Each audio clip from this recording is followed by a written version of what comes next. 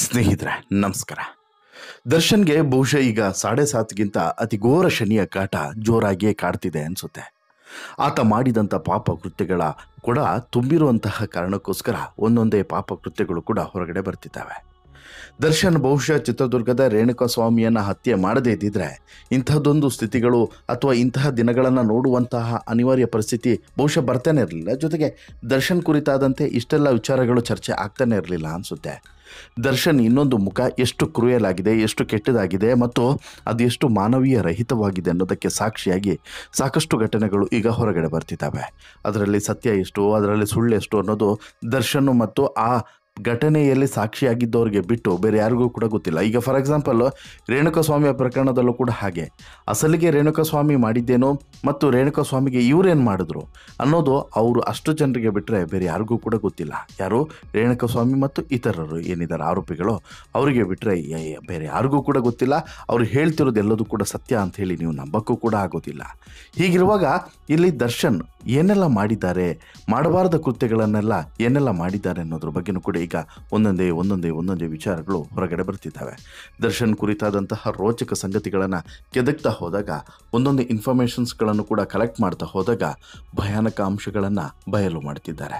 ಅದರಲ್ಲೂ ಕೂಡ ದರ್ಶನ್ ಬಗ್ಗೆ ಒಂದಷ್ಟು ಜನ ಆಡಿರುವಂಥ ಮಾತುಗಳು ಮತ್ತು ದರ್ಶನ್ ಬಗ್ಗೆ ಹೇಳ್ತಿರುವಂಥ ಹೊಸ ವಿಚಾರಗಳನ್ನು ಬಹುಶಃ ಕೇಳಿಸ್ಕೊಂಡ್ರೆ ನೀವು ಕೂಡ ಶಾಕ್ ಆಗ್ತೀರಾ. ಈಗಾಗಲೇ ಒಬ್ಬ ಪ್ರಖ್ಯಾತ ನಟನ ಹಾರ್ಟ್ ಅಟ್ಯಾಕಿಗೆ ದರ್ಶನ್ನೇ ಕಾರಣಕರ್ತ ಅನ್ನೋ ರೀತಿಯಲ್ಲಿ ಈಗ ಆರೋಪವೊಂದನ್ನು ಮಾಡಲಾಗ್ತಿದೆ.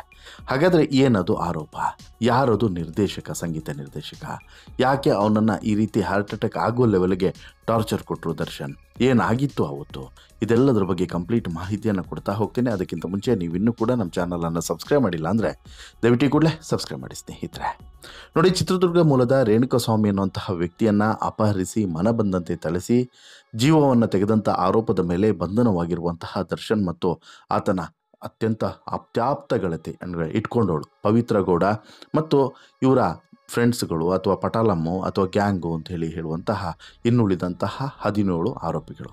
ಇವರಿಷ್ಟು ಜನರು ಈಗ ಒಂದು ರೀತಿಯಲ್ಲಿ ತಲೆ ತಗ್ಗಿಸಿ ನಿಲ್ಲುವಂಥ ಪರಿಸ್ಥಿತಿ ಬಂದಿದೆ. ಜೊತೆಗೆ ದರ್ಶನ್ ಅಭಿಮಾನಿ ಅಂತೇಳಿಗಳು ಯಾರೆಲ್ಲ ಹೇಳ್ತಾ ಇದ್ರು, ನಾವು ದರ್ಶನ್ ಅಭಿಮಾನಿ, ನಾನು ದರ್ಶನ್ ಅಭಿಮಾನಿ ಅಂತೇಳಿ ಯಾರೆಲ್ಲ ಹೇಳ್ತಿದ್ರು ನೋಡಿ, ಅವರು ಕೂಡ ಈಗ ತಲೆ ತಗ್ಗಿಸುವಂಥ ಪರಿಸ್ಥಿತಿಗೆ ದರ್ಶನ್ ತಂದು ನಿಲ್ಲಿಸಿದ್ದಾರೆ ಅವರನ್ನು ಕೂಡ.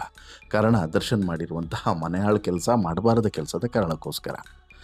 ಈಗಾಗಲೇ ದರ್ಶನ್ ಗೌಡ ಮತ್ತು ಇನ್ನುಳಿದವ್ರನ್ನ ಕೋರ್ಟು ಮತ್ತೆ ಕಸ್ಟಡಿಯನ್ನು ಕಂಟಿನ್ಯೂ ಮಾಡಿ ಅಂತೇಳಿ ಹೇಳಿರೋದ್ರ ಜೊತೆಗೆ ದರ್ಶನ್ಗೆ ಮತ್ತೊಂದಷ್ಟು ಶಾಕುಗಳನ್ನು ಕೋರ್ಟ್ ಕೂಡ ಕೊಟ್ಟಿದೆ ಮತ್ತು ಈಗ ಪೊಲೀಸರು ಕೂಡ ಕೊಡೋದು ಕೂಡ ಕನ್ಫರ್ಮ್ ಆಗಿದೆ. ಮೈಸೂರು ಬಳಿ ಇರುವಂಥ ದರ್ಶನ್ ಅವರ ತೂಗುದೀಪ ಫಾರ್ಮ್ ಹೌಸ್ನಲ್ಲಿ ಕೆಲಸ ಮಾಡ್ತಿದ್ದಂತಹ ಕಾರ್ಮಿಕನಿಗೆ ಎತ್ತಿನ ಕೊಂಬು ಚುಚ್ಚಿ ಗಾಯವಾದಾಗ ದರ್ಶನ್ ಸಹಾಯ ಮಾಡಲಿಲ್ಲ ಅನ್ನುವಂಥ ಆರೋಪ ಮೊನ್ನೆಯಷ್ಟೇ ಕೇಳಿಬಂದಿತ್ತು. ಸಹಾಯ ಕೇಳಲು ಹೋದಾಗ ನಾಯಿಯನ್ನು ಚೂ ಬಿಟ್ಟಿದ್ರು ಅನ್ನುವಂತಹ ಆರೋಪವನ್ನು ಸಂತ್ರಸ್ತನ ಸಂಬಂಧಿಕರು ಮಾಧ್ಯಮದ ಮುಂದೆ ಹೇಳಿದ್ರು ಕೂಡ. ಪೊನ್ನಂಪೇಟೆಯಲ್ಲಿರುವಂತಹ ದರ್ಶನ್ ಅವರ ಪೂರ್ವಿಕರ ನಿವಾಸವನ್ನು ಕೆಡವಿದ್ದಾರೆ ಎನ್ನುವಂತಹ ಆರೋಪವೂ ಕೂಡ ಇಲ್ಲಿ ಕೇಳಿಬಂತು. ಹೀಗೆ ಒಂದೊಂದೇ ಆರೋಪಗಳು ಕೇಳಿ ಬರ್ತಾ ಇದ್ದಾವೆ. ಅದರ ಜೊತೆಗೆ ಮಲ್ಲಿಕಾರ್ಜುನ್, ಮಾಜಿ ಮ್ಯಾನೇಜರ್ ಆಗಿರುವಂಥ ಮಲ್ಲಿಕಾರ್ಜುನ್ ವಿಚಾರದಲ್ಲೂ ಕೂಡ ದರ್ಶನ್ ಏನೋ ಮಾಡಿದ್ದಾರೆ ಅನ್ನುವಂಥ ಅನುಮಾನದ ಮಾತುಗಳು ಕೂಡ ಕೇಳಿಬಂತು. ಹೀಗೆ ಒಂದೊಂದೇ ಆರೋಪಗಳು ದರ್ಶನ್ ವಿರುದ್ಧ ಕೇಳಿ ಬರ್ತಾ ಇದ್ದು, ಈಗ ಮತ್ತೊಂದು ಆರೋಪ, ಅದು ಕೂಡ ಗಂಭೀರವಾದಂಥ ಆರೋಪ ಕೇಳಿ ಬಂದಿದೆ. ಈ ಬಾರಿ ಮತ್ತೆ ಬಿಗ್ ಬಾಸ್ ಸೀಸನ್ 8ರ ಸ್ಪರ್ಧಿ ಮತ್ತು ಸಾಮಾಜಿಕ ಕಾರ್ಯಕರ್ತ ಅಂತ ಹೇಳಿ ಕರೆಸ್ಕೊಳ್ಳುವಂತಹ ಬಂಡಲ್ ಬಡಾಯಿಯ ಪ್ರಶಾಂತ್ ಸಂಬರ್ಗಿ ಒಂದು ಗಂಭೀರವಾದಂಥ ಆರೋಪವನ್ನು ಮಾಡಿದ್ದಾನೆ. ಕನ್ನಡ ಚಿತ್ರರಂಗದ ಖ್ಯಾತ ಸಂಗೀತ ನಿರ್ದೇಶಕ ಮತ್ತು ಟಿವಿ ರಿಯಾಲಿಟಿ ಶೋನಲ್ಲಿ ಜಡ್ಜ್ ಆಗಿರುವಂತಹ ನನ್ನ ಸ್ನೇಹಿತನಿಗೆ 2 ವರ್ಷದ ಹಿಂದೆ ಹಾರ್ಟ್ ಅಟ್ಯಾಕ್ ಆಗಿತ್ತು. ಅದಕ್ಕೆ ಕಾರಣ ಈ ರೌಡಿ ಬಾಸ್, ಅದೇ 6 ಅಡಿ ಎತ್ತರದ ಮೃಗದಿಂದ ಬೆದರಿಕೆ ಕರೆ ಮತ್ತು ಮಾನಸಿಕ ಹಿಂಸೆ ಅಂತ ಹೇಳಿಬಿಟ್ಟು ಪ್ರಶಾಂತ್ ಸಂಬರ್ಗಿ ತನ್ನ ಫೇಸ್ಬುಕ್ ಖಾತೆಯಲ್ಲಿ ಬರ್ಕೊಂಡಿದ್ದಾನೆ. ಹೌದು, ಕನ್ನಡ ಚಿತ್ರರಂಗದ ಒಬ್ಬ ಖ್ಯಾತ ಸಂಗೀತ ನಿರ್ದೇಶಕ ಮತ್ತು ಟಿವಿ ರಿಯಾಲಿಟಿ ಶೋನ ಜಡ್ಜ್ ಆಗಿರುವಂಥ ನನ್ನ ಸ್ನೇಹಿತನಿಗೆ ಈತ 2 ವರ್ಷದ ಹಿಂದೆ ಬೆದರಿಕೆ ಹಾಕಿದ್ದ. ಆ ಕಾರಣಕ್ಕೋಸ್ಕರ ಅವನಿಗೆ ಹಾರ್ಟ್ ಅಟ್ಯಾಕ್ ಆಗಿತ್ತು, ಆ ಸಂಗೀತ ನಿರ್ದೇಶಕನಿಗೆ ಹಾರ್ಟ್ ಅಟ್ಯಾಕ್ ಆಗಿತ್ತು ಅಂತ ಹೇಳಿಬಿಟ್ಟು ಹೇಳಿದ್ದಾರೆ. ಹಾಗಾದರೆ ಯಾರು ಅದು ಸಂಗೀತ ನಿರ್ದೇಶಕ ಅಂತ ಹೇಳಿಬಿಟ್ಟು ಸ್ವಲ್ಪ ಕ್ಯೂರಿಯಾಸಿಟಿಯಿಂದ ಕೆದಕ್ತಾ ಹೋದಾಗ ಆ ಮ್ಯೂಸಿಕ್ ಡೈರೆಕ್ಟ್ರು ಯಾರಿರಬಹುದು ಅನ್ನುವಂಥ ಪ್ರಶ್ನೆಯನ್ನು ಸಾಕಷ್ಟು ಜನ ಮಾಡ್ತಾ ಹೋಗ್ತಾರೆ. ಹಾಗೆ ಕೆಲವರು ಅರ್ಜುನ್ ಜನ್ಯ ಇರಬಹುದೇನೋ ಅನ್ನುವಂಥ ಗೆಸ್ಸನ್ನು ಮಾಡಿದ್ದಾರೆ. ಆದರೆ ಸಂಬರ್ಗಿ ಆ ಸಂಗೀತ ನಿರ್ದೇಶಕನ ಹೆಸರನ್ನು ಹೇಳಿಲ್ಲ. ಬಟ್ ದರ್ಶನ್ ಅಭಿಮಾನಿಗಳು ಮಾತ್ರ ಕೆರಳಿಕೆಂಡವಾಗಿದ್ದಾರೆ. ಕೆಟ್ಟ ಕಮೆಂಟ್ಗಳ ಮೂಲಕ ಸಂಬರ್ಗಿಯ ಬೆವರಿಳಿಸುವಂಥ ಕೆಲಸವನ್ನು ಮಾಡ್ತಿದ್ದಾರೆ. ಸಂಬರ್ಗಿಯನ್ನು ಟಾರ್ಗೆಟ್ ಮಾಡ್ತಿದ್ದಾರೆ. ಅಸಲಿಗೆ ಸಂಪರ್ಗಿ ಈ ರೀತಿಯಾದಂಥ ಕೆಲಸಗಳನ್ನು ಮಾಡಿದ್ದು ಇದೇ ಮೊದಲು ಅಲ್ಲ, ಇದು ಕೊನೆಯೂ ಕೂಡ ಅಲ್ಲ. ಇತ್ತೀಚೆಗೆ ನಿವೇದಿತಾ ವಿಚಾರದಲ್ಲೂ ಕೂಡ ಇದೇ ರೀತಿ ಕೆಟ್ಟದಾಗಿ ಕಮೆಂಟ್ಸ್ ಮಾಡಿ ಈಗ ಹಿಗ್ಗಾಮುಗ್ಗ ನೀರಿಳಿಸ್ತಿರುವಂತಹ ನಿವೇದಿತಾ ಮತ್ತು ಚಂದನ್ ಶೆಟ್ಟಿ ಸಂಪರ್ಗಿ ಎದುರುಗಡೆ ಬರಲಿ ಅಂತ ಹೇಳಿ ಕಾಯ್ತಾ ಇದ್ದಾರೆ. ನಿನ್ನೆಯೂ ಕೂಡ ಪ್ರೆಸ್ ಮೀಟ್ನಲ್ಲೂ ಕೂಡ ಸಂಪರ್ಗಿ ಬಂದಿದ್ದರೆ ನೀರಿಳಿಸ್ಬಿಡ್ತಿದ್ದೆ ಅಂತ ಹೇಳ್ಬಿಟ್ಟು ಚಂದನ್ ವಾರ್ನಿಂಗನ್ನು ಕೂಡ ಕೊಟ್ಟಿದ್ದಾರೆ. ಬಟ್ ಸಂಪರ್ಗಿ ಹೋಗಿಲ್ಲ ಅಲ್ಲಿಗೆ, ನೇರವಾಗಿ ಒಂದಷ್ಟು ಪ್ರಶ್ನೆಗಳನ್ನು ಆತನಿಗೆ ಕೇಳಬೇಕು ಅನ್ನುವಂತಹ ಮಾತನ್ನು ಹೇಳಿದರು. ಈಗಲೂ ಕೂಡ ಸಂಪರ್ಗಿ ಇಲ್ಲಿ ಫೇಸ್ಬುಕ್ನಲ್ಲಿ ಪ್ರತ್ಯಕ್ಷ ಆಗಿರುವಂತಹ ಈ ಫೇಸ್ಬುಕ್ ಹೋರಾಟಗಾರ ಈಗ ಈ ವಿಚಾರದಲ್ಲೂ ಕೂಡ ಮೂಗು ತೋರಿಸಿದ್ದಾನೆ. ಜೊತೆಗೆ ಹಾರ್ಟ್ ಅಟ್ಯಾಕ್ ಆಗಿತ್ತು ಒಬ್ಬ ಮ್ಯೂಸಿಕ್ ಡೈರೆಕ್ಟರ್ಗೆ ಅಂತ ಹೇಳಿ ಇಂಡೈರೆಕ್ಟ್ಲಿ ಅರ್ಜುನ್ ಜನ್ಯ ಹೆಸರನ್ನು ಉಲ್ಲೇಖ ಮಾಡದೆ ತನ್ನ ಒಂದು ಅಭಿಪ್ರಾಯವನ್ನು ಫೇಸ್ಬುಕ್ನಲ್ಲಿ ವ್ಯಕ್ತಪಡಿಸೋದ್ರ ಜೊತೆಗೆ ದರ್ಶನ್ ಮೇಲೆ ಮತ್ತೊಂದು ಆರೋಪವನ್ನು ಹೊರಿಸುವಂಥ ಪ್ರಯತ್ನವನ್ನು ಮಾಡಿದ್ದಾನೆ. ಆ ಮೂಲಕ ನಾನು ಚರ್ಚೆಯಲ್ಲಿರಬೇಕು, ತನ್ನ ಹೆಸರು ಪ್ರಸ್ತಾಪ ಆಗಬೇಕು ಅನ್ನುವಂತಹ ಒಂದು ಲೆಕ್ಕಾಚಾರವನ್ನು ಹಾಕ್ಕೊಂಡು ಇಲ್ಲಿ ಈ ರೀತಿಯಾಗಿ ಮಾಡಿದ್ದಾನೆ ಅನ್ನೋದು ಸ್ಪಷ್ಟವಾಗಿ ಗೊತ್ತಾಗ್ತಿದೆ. ಯಾಕಂತ ಹೇಳಿದ್ರೆ ಸ್ಪಷ್ಟವಾಗಿ ಹೇಳಿದ್ದಿದ್ರೆ ಆಗ ಒಂದು ಅರ್ಥ ಇರ್ತಿತ್ತು, ಅದಕ್ಕೊಂದು ತೂಕ ಇರ್ತಿತ್ತು ಆ ಮಾತಿಗೆ. ಬಟ್ ಇಲ್ಲಿ ಇಂಡೈರೆಕ್ಟಾಗಿ ಹೇಳೋದ್ರ ಮೂಲಕ ಮತ್ತೆ ಪ್ರಚಾರವನ್ನು ಗಿಟ್ಟಿಸ್ಕೊಳ್ಳುವಂತಹ ಕೆಲಸವನ್ನು ಈ ಪ್ರಶಾಂತ್ ಸಂಪರ್ಗಿ ಮಾಡಿದ್ದಾನೆ ಅಂತೇಳಿ. ಹಾಗೆ ಒಂದು ವೇಳೆ ಹೌದೇ ಆಗಿದ್ದರೆ ಪ್ರಶಾಂತ್ ಸಂಪರ್ಗಿ ಹೇಳಿರೋ ರೀತಿ ಅರ್ಜುನ್ ಜನ್ಯಗೇನೆ ದರ್ಶನ್ ಮಾಡಿದರೆ ಯಾಕೆ, ಯಾವ ಸಿನಿಮಾಕ್ಕೋಸ್ಕರ ಮಾಡಿದರು, ಈ ರೀತಿ ಸಾಕಷ್ಟು ಪ್ರಶ್ನೆಗಳಿದ್ದಾವೆ. 2 ವರ್ಷದ ಹಿಂದೆ ಅಂತ ಹೇಳಿದ್ರೆ 2 ವರ್ಷದ ಹಿಂದೆ ಯಾವ ಸಿನಿಮಾಗೆ ಅರ್ಜುನ್ ಜನ್ಯ ಸೈನ್ ಹಾಕಿದ್ರು, ಯಾರಿಗೆ, ದರ್ಶನ್ ಸಿನಿಮಾಕ್ಕೆ. ಆ ಸಿನಿಮಾವನ್ನು ಆನ್ ಟೈಮ್ ಅರ್ಜುನ್ ಜನ್ಯ ಮಾಡಿಕೊಟ್ಟಿಲ್ವೋ, ಆ ಕಾರಣಕ್ಕೆ ದರ್ಶನ್ ಏನಾದರೂ ಗರಂ ಆಗಿದ್ರಾ, ಈ ರೀತಿ ಪ್ರಶ್ನೆಗಳು ಕೂಡ ಇದ್ದಾವೆ. ಕೆಲವೊಂದು ಸಲ ದರ್ಶನ್ ಈ ರೀತಿಯಾದಂಥ ಅತಿರೇಕದ ವರ್ತನೆಗಳನ್ನು ಮಾಡೋದೇನು ಸುಳ್ಳಲ್ಲ, ಮಾಡಿರ್ತಾರೆ. ಈಗ ದರ್ಶನ್ನು ಅರ್ಜುನ್ ಜನ್ಯಗೆ ಬೈದಿರೋದು ಅಥವಾ ರ್ಯಾಶ್ ಆಗಿ ಮಾತನಾಡಿರೋದು ಅಥವಾ ಎದುರಿಸಿರೋದು, ಬೆದರಿಕೆ ಹಾಕಿರೋದು ಅವೇನು ಹೊಸದೇನಲ್ಲ, ಮಾಡಿರ್ತಾರೆ. ಅಫ್ಕೋರ್ಸ್ ಮಾಡೇ ಇರ್ತಾರೆ.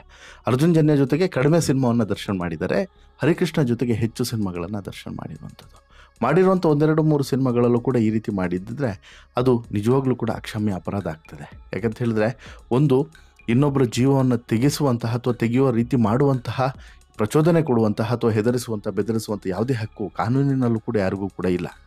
ಹಾಗೇನಾದರೂ ಆಗಿದ್ದರೆ ಅರ್ಜುನ್ ಜನ್ಯ ಆಗಲೇ ಕಂಪ್ಲೇಂಟನ್ನು ಕೊಡಬೇಕಾಗಿತ್ತು. ಕಂಪ್ಲೇಂಟ್ ಕೊಟ್ಟಿದ್ದರೆ ಬಹುಶಃ ಇದೊಂದು ರೀತಿಯಲ್ಲಿ ತಾರ್ಕಿಕವಾಗಿ ಯಾವತ್ತೇ ಅಂತ್ಯ ಆಗ್ತಿತ್ತು. ನೋಡಿ, ದರ್ಶನ್ದು ಕೆಟ್ಟ ಗುಣಗಳು ಹೇಗೆ ಹೊರಗಡೆ ಬರ್ತಿದ್ದಾವೆ ಅಂತೇಳಿ, ಇವೆಲ್ಲದೂ ಕೂಡ ಯಾರು ಕೂಡ ಮಾಡುವಂಥ ಕೆಲಸಗಳೇ ಅಲ್ಲ ಅಲ್ವಾ. ಒಬ್ಬ ಸೆಲೆಬ್ರಿಟಿ ಆದವನು, ಒಬ್ಬ ನಾಯಕ ನಟ ಆದವನು, ಇಷ್ಟು ದೊಡ್ಡ ಪಾಪ್ಯುಲಾರಿಟಿಯನ್ನು ಗಳಿಸೋನು ಎಷ್ಟು ಚಿಕ್ಕ ಚಿಕ್ಕ ಕೆಲಸಗಳನ್ನು ತನ್ನ ಜೀವನದ ಉದ್ದಕ್ಕೂ ಕೂಡ ಮಾಡ್ಕೊಂಡು ಹೋಗಿದ್ದಾನೆ ಅನ್ನೋದಕ್ಕೆ ಇದೇ ಸಾಕ್ಷಿ. ತನ್ನ ಚೀಪ್ ಗಿಮಿಕ್ಕು ಮತ್ತು ಚೀಪ್ ಮೆಂಟಾಲಿಟಿಯ ಪರಿಣಾಮ ಈ ರೀತಿ ಆಗ್ತಾ ಇದೆಯಾ ಅನ್ನುವಂಥ ಪ್ರಶ್ನೆಯೂ ಕೂಡ ಇದೆ. ಅಷ್ಟು ಮಾತ್ರವಲ್ಲ, ಇಲ್ಲಿ ದರ್ಶನ್ಗೆ ಮತ್ತೊಂದು ವಿಚಾರದ ಬಗ್ಗೆನೂ ಕೂಡ ಎಲ್ಲರೂ ಕೂಡ ಪ್ರಶ್ನೆಯನ್ನು ಮಾಡ್ತಿದ್ದಾರೆ. ನಿನಗೆ ಯಾರೇ ಆದರೂ ಕೂಡ ಒಂದೇ ಸರಿ, ಯಾಕೆಂತ ಹೇಳಿದ್ರೆ ಕುಡಿದಾಗ ಆತ ಮನುಷ್ಯನೇ ಆಗಿರಲ್ಲ, ಕುಡಿಯೋದಕ್ಕಿಂತ ಮುಂಚೆ ದೇವರು, ಬಟ್ ಕುಡಿದ ಮೇಲೆ ಮನುಷ್ಯನೇ ಅಲ್ಲ ಅವನು ಅನ್ನೋಂಥ ವಿಚಾರವನ್ನು ಸಾಕಷ್ಟು ಜನ ಹೇಳಿದ್ದಾರೆ.